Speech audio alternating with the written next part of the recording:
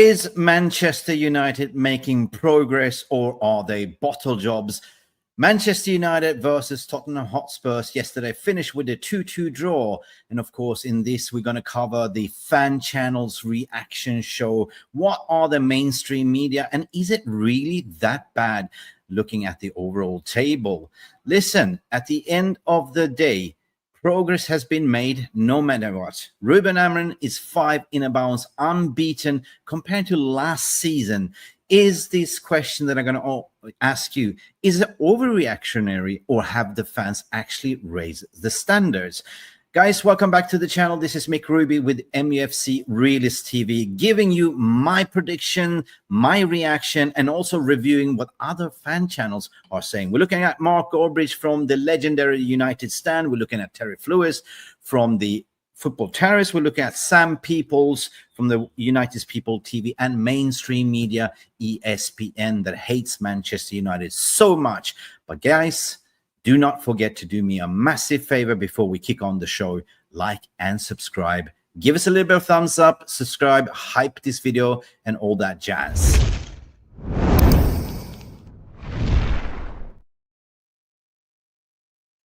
So guys, welcome back to the channel. As we said, another game, another draw away at Tottenham Hotspurs last night. It was a game that Manchester United was comfortably controlling the first half and the second half. And, you know, Spurs didn't even have a shot on target until we came in the 80th minute. It looked like Rúben Amorim playing away against Hotspur Stadium. By the way, we haven't really won against Spurs since what, 2022, 2021. We played away at Hotspur Stadium yesterday, and we looked like we were cruise controlling in, with Brian Mbeumo scoring that 1-0 goal, and looked like Rúben Amorim was kind of trying to protect a clean sheet. But what happened here was, in my opinion, that Thomas Frank did some substitutions that changed the game. We can argue to the point the deflection that came in from Matthias Tell could have been, if it wasn't deflection, you know, Simi Lemons could have saved it. But at the end of the day, football is in the two halves. So we're going to analyze everything. And at the end of the day, I'm going to give you my thoughts and feelings. But what's more interesting in this episode is that we're going to look at the fan channels. So why don't we start with the mainstream media, what they have to say, and I will react and put my comment to it. As per usual, you also leave your comment. Do you think what they're saying is right or wrong? Let's do this. So we're going to start with ESPN, the Liverpool channel. In my opinion, they always have something to say when it comes to Manchester United, but not to Liverpool. Let's go with ESPN, Craig Burley and all them stuff, what they have to say. Let's react to it. Let's go.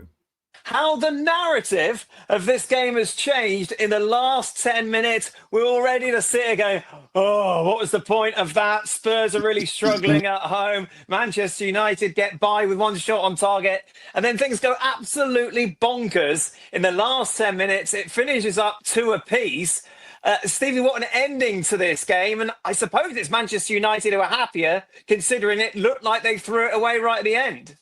Well, I agree what he said, because it looked like Spurs was clinching the winner. And when Manchester United score with Matthias de Ligt's header in the dying minute, it felt like more than victory for Manchester United and Tottenham Hotspurs. But Stevie Nicol has always something negative to say, but I was actually impressed what he said here. Let's react to what Stevie Nicol has to say. Yeah, absolutely. I mean at 1-0, Thomas Frank tried all he could, bringing on players, taking players off. Nothing really seemed to work until Odegaard and Tell came on. Well, I agree with that, because they didn't have anything going forward with the front three, right? You know, Richarlison was not scoring. In the beginning, we had Brendan Johnson were looking a little bit dangerous. But the thing is that Manchester United's defense and that backline worked really, really well with Harry Maguire, De Ligt, and Mazraoui. So what happened? Well, I guess the substitutions made a difference, because Thomas Frank had to do some tweaks, bringing Odegaard and Tell, and that changed the difference. Manchester United were comfortably cruising through with 1-0 in the dying 10 minutes left. And this is what happened, actually conceding 2 goals. And a couple of minutes after that, all of a sudden there was a little bit of life about Tottenham. You know, Manchester United up until then had been comfortable defensively, as you said. Yeah, I agree, Stevie. That's exactly what I said. Manchester United were comfortable defensively. We were defending really, really well, right? And people do forget we are playing away. We're not really playing at home as well. They didn't particularly cover themselves in glory going forward, but again, it's Mbomo with a superb header, just picks his spot, and it really, for all intents and purposes, it looked like a somewhat comfortable, boring 1-0 win for Man United on the road. But as you said, all things change with 10 minutes to go. Yeah, 100% how things are changing with 10 minutes to go. But, you know, if you're going and playing away, especially like, you know, at Tottenham Hotspur Stadium, which you know it's not going to be an easy game to play. So you are playing it safe. If you're 1-0 up, what you're trying to do is game management, right? To see the game through. We look like we're going to grab that win with 1-0. But what I'm disappointed over is that we absolutely didn't go for the 2-0. Second half was not the display that I expected from Manchester United. Was it the substitutions? Well, let me know in the comment section below. Odegaard, for me, was not the biggest difference. Obviously, Tell getting that goal was huge. That was huge. But from there, then... But that was also a deflection, right? If you look, that was actually a massive goal in my opinion. But if you look at the deflection from Matthias de Ligt, if it wasn't for the deflection, I think that Semi Lemons could have saved that shot. And by the way, Semi Lemons had a fantastic cameo before that, right? The amounts of saves that he did, what a shot stopper, what a reflexes. But anyway, let's continue. Then we actually got some excitement. Another 2-2 draw as we saw against Forest for United, but a very different feeling to this one, considering the way that they had to come back. Well, yes, but what people are forgetting is that it's been 2 away games in a bounce, and we got results. Of course, it was 2 draws, but I'd rather take a draw than a loss against Nottingham Forest away or a loss against Spurs away. At least we got points there. And that's what I don't really get when I actually look at Twitter and social media, that people are saying, oh my God, here we go again, bottle jobs, what have changed? X, Y, Z. And de Ligt, you could say, was definitely questionable for the goal, redeeming himself right at the end. Yeah, absolutely. A certain amount of irony in a set piece stinging Tottenham at the end of the game, because set pieces has been one of those things that Tottenham have been able to point to this season. 100%. One of the very few things, really, they've been able to point to and say, this is definitely working for us. So I'd have expected them to see this one out. They did not. Right at the last, Matthias de Ligt rises up and, as you say, kind of redeems himself a little bit after being turned by Mathys Tel. Well, that's... How in earth are people saying that there is no progress and mentality is an issue? Yeah, I can agree in the 2 last games that we have conceded a winning position, and within the 5 minutes we're letting goals. That can be mentality.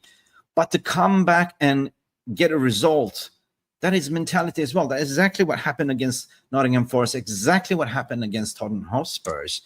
So to come back at the dying minute, to level up, that is mentality.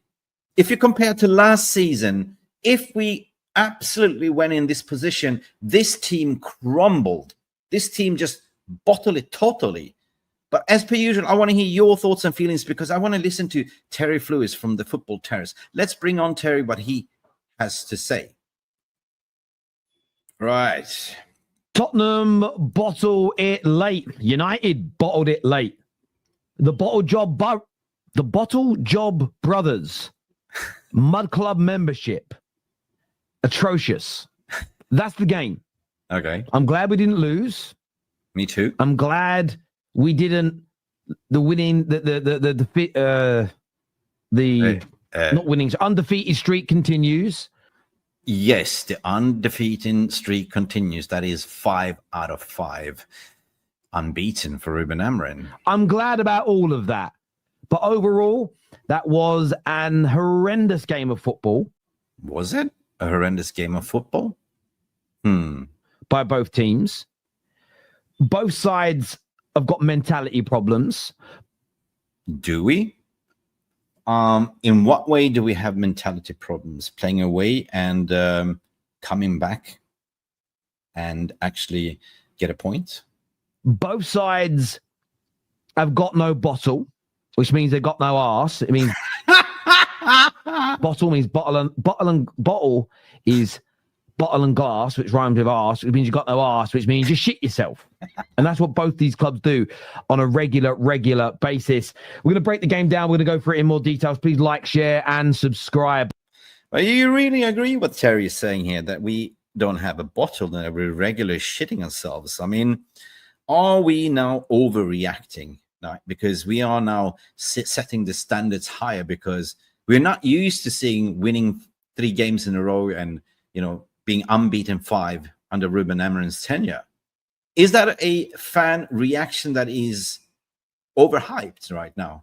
I think that we are setting a standard high, and I think that we came into this expectation that we will actually win against Tottenham Hotspurs yesterday. But I'm fuming. I'm fuming too, Terry. I weren't happy when we were winning. If I'm being honest with you, I was angry. I didn't like the display. We will talk Tottenham. I'm going to start with Man United, though, because I hated everything I saw out there today. In what way? For me, it's clear and obvious that Rúben Amorim looks at game by game and adjusts his tactics and formation and players who's going to start, studying the opponent. I didn't like it either, the way he played players out of position. I didn't like that he didn't start Sesko. I didn't like that, Cunha was wasted playing as a number 9. Ahmad was on the wrong side. I didn't like that. But in the back of my mind, I thought in the second half, he will do his tactical move and move players back into the positions, which he absolutely did. Genuinely hated everything. Mm-hmm. That was abysmal on every single level. Okay. Abysmal. The only part of the game for Man United today that was good was what? The opening goal, very well worked. Absolutely agree. I mean, let's talk about this opening goal from Amad Diallo. Nobody's really mentioned that, but to do what Amad Diallo did, standing still and deliver a perfect pitch, a crossing to land on Brian Mbeumo's head, a perfect lob curl, standing still and doing that. That is world class. Not many people can do that. Lemaine's pulling off a couple of good saves. Yes, he did. And a good set piece and goal at the end. There's 3 moments in the match. But when did actually Manchester United be good at set pieces? That's been our problem, right? Now, I agree what they said on ESPN that Tottenham Hotspurs don't give them a set pieces to the corner because they score.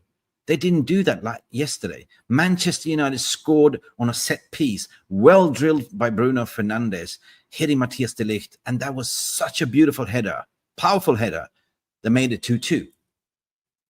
Where you go, there's some quality. Outside of that, it was horrendous. And I wouldn't have cared if we'd won it 1-0, or if we'd gone on to win 3-2 at the end. I'd be criticising Man United in exactly the same way. Feet firmly on the ground, remember.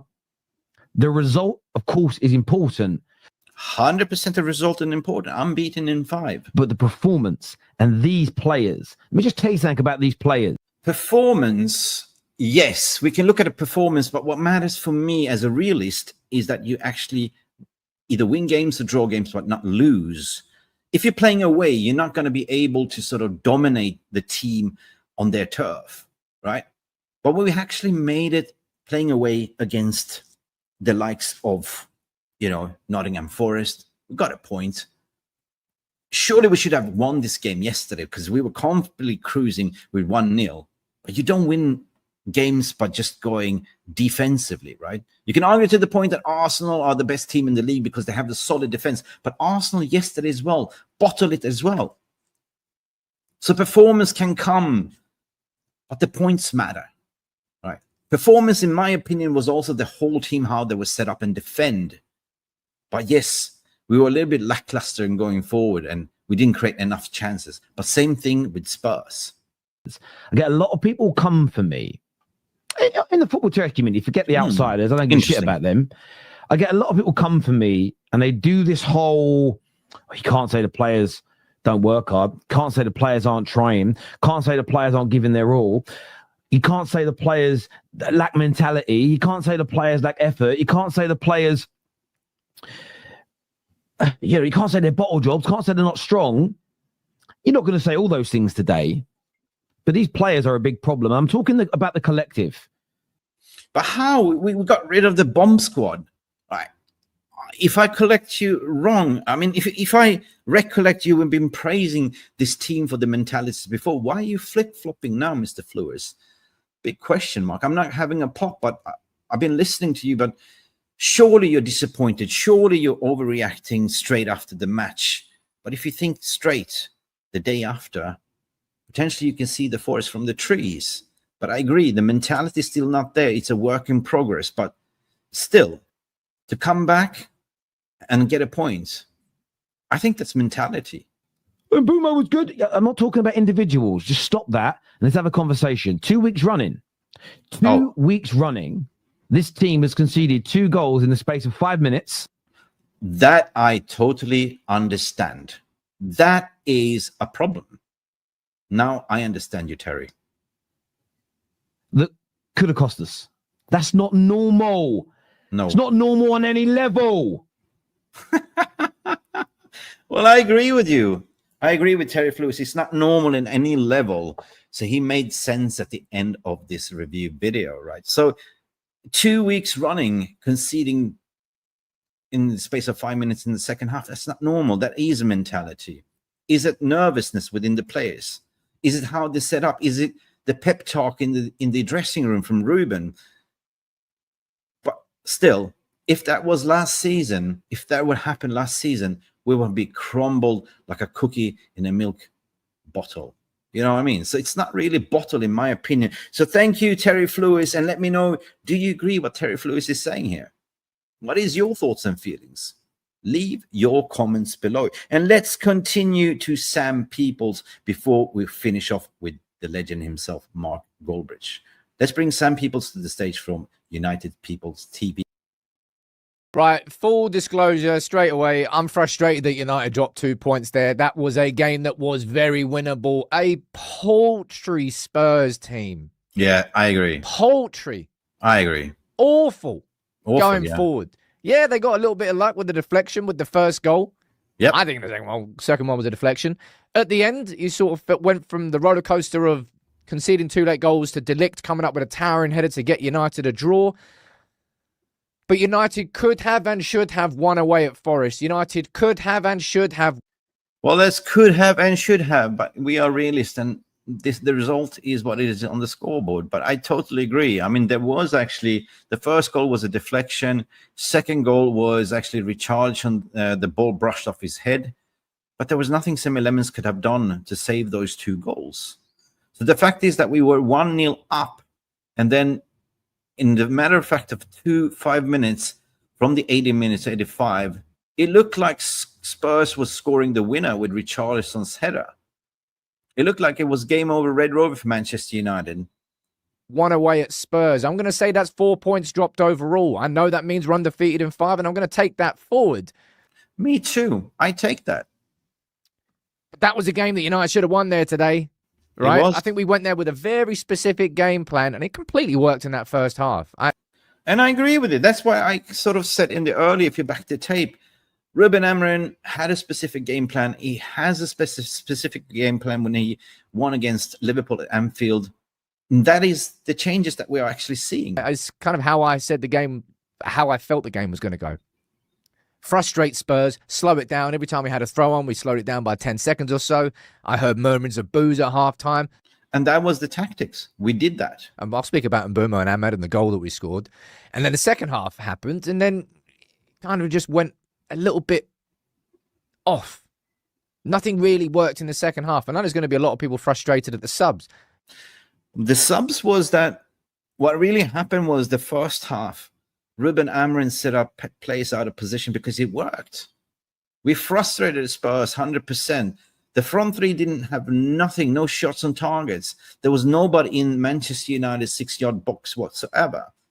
But the overall tactics in the second half was to switch things back to normal again, to control the game. We had 1-0 up, and Rúben Amorim thought, like, okay, fine. We can sort of see this game out. We put Sesko back in. we take Harry Maguire out, put Lenny Euro in, and we have balance all of a sudden. But why would they take off Casemiro, which was the cog of that midfield, for Manuel Ugarte? Euro for Maguire made sense. Ugarte coming off for Casemiro. I wouldn't exactly say that Casemiro was adding too much going forward, but did that make United more defensively minded? I think we were unlucky with Šeško going off with what looked like maybe a hamstring injury. Yeah, but the thing is, I want to bring that to... I saw tweets on Twitter that a lot of fans were saying Benjamin Sesko should have stayed on the pitch. The dude had a freaking I don't know if it's a knee injury or a muscle injury. If he would stayed on the pitch, the consequences, the damage would be much, much more. And we had done all our substitutions, so there was nothing we could have done. And we played with 10 men and still managed to clinch a draw. And a deflected goal. But hey, we got a deflected goal against Brighton, and we hit Liverpool at the post a few times. Luck happens in game. I'm not going to get too frustrated about that. But to then concede another one and to go 2-1 down, as I said, against like a crap Spurs team. They had nothing going forward. True. Johnson, Mwani, Xavi Simons was probably their decent player, but United should have had that game bloody wrapped up. I don't think United really went out in that second half to get the second. I think Rúben Amorim put the belief in his team to keep that clean sheet. And that is, I agree with what Sam is saying. I think that was the thought process of Rúben Amorim, to go out in the second half and be more controlling, right? Keep a clean sheet. You analyze the first half and you saw that it worked. Spurs didn't even have one shot on target.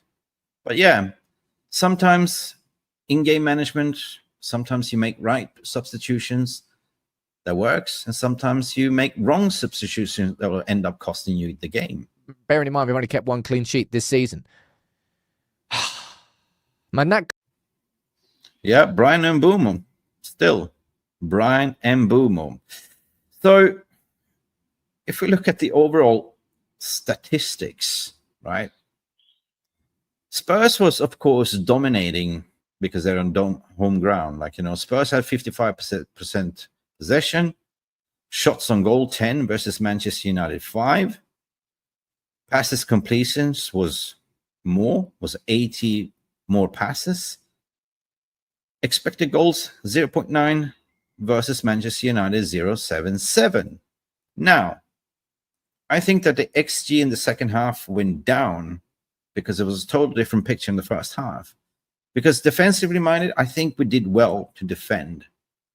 But something changed was that, absolutely, well, I agree with the ESPN, what they said, that Thomas Frank has to tweak. Matthias Dell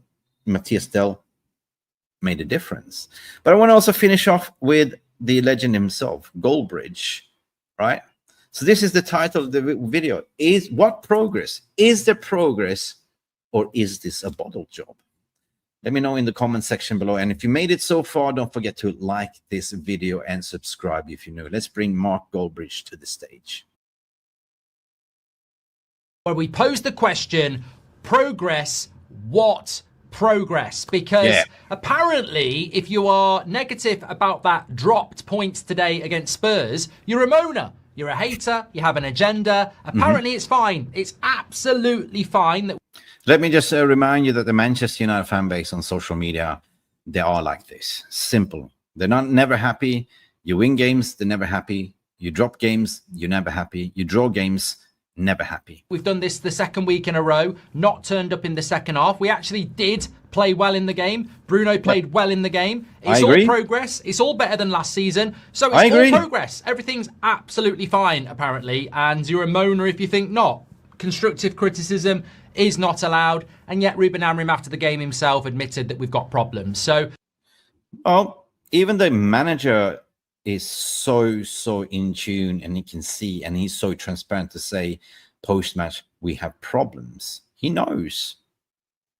No manager before him ever spoke like this. 100%. We do have problems. We're not a finished article. I sort of get confused by some people, really, because I'm not for changing on my match reaction. You know, sometimes I've done them in the past and I've gone, I was a little bit harsh. I don't think so. I don't change it. And what Rúben Amorim said after the game about transfers, injuries, performance, I like Amorim. I want him to do well. I think some people get confused with Amorim in, Amorim out, Amorim doubt, Amorim, I'm not happy with what you did today. Well, that's the thing. The fan base are never happy, right? If all of a sudden all the Amorim outers, they're now trying to figure out the way to be Amorim inners because it's 5 unbeaten in a row. This is the mentality that I don't like within the fan base. What do you say, Mark? I support this manager, but today wasn't good enough. And last week wasn't good enough. And it's 4 points dropped. And this is where I disagree with most of them. Yeah, it's you can say it's not good enough, but there's been 2 away games with a draw, right? That's progress. If you compare to last season, we hardly won any games away. So something has changed, in my opinion. People talk about progress. Well, look, you know, your whole downstairs being flooded with shit to only your living room's flooded with shit is progress, isn't it? It depends whether you think the progress matches where we should be. And today, I've got to be honest, I don't sit here tonight going, it's progress, it's progress. Last year we finished 15th and now we're 8th and we'll probably be 9th tomorrow. And by the time we play Everton, we'll probably be in the bottom half of the table because we're playing on a Monday night. I think, tell me what progress is, because I don't buy into it, to be honest with you. I don't. Well, that's a good, valid question, and that's how we're going to sort of finish off this video. Tell me what progress is, and I'll leave it to you. My thoughts and feelings are totally different because I see football from another 360 perspective. I necessarily don't really agree with everyone is saying, but there's certain part of me that does.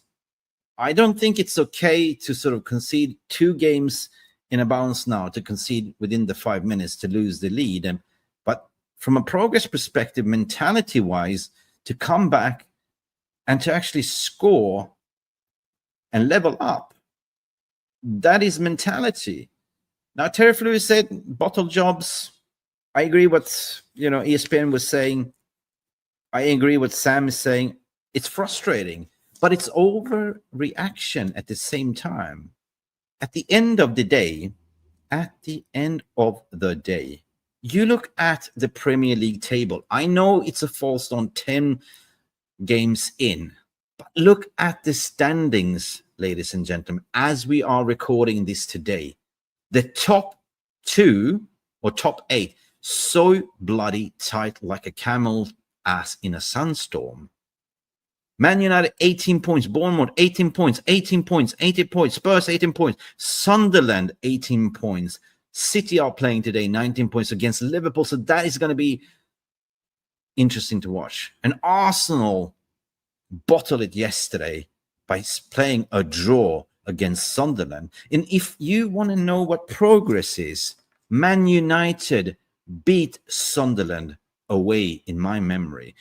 Man United have played almost all the top 6 opponents so far this season, and still we are where we are. We are where we are.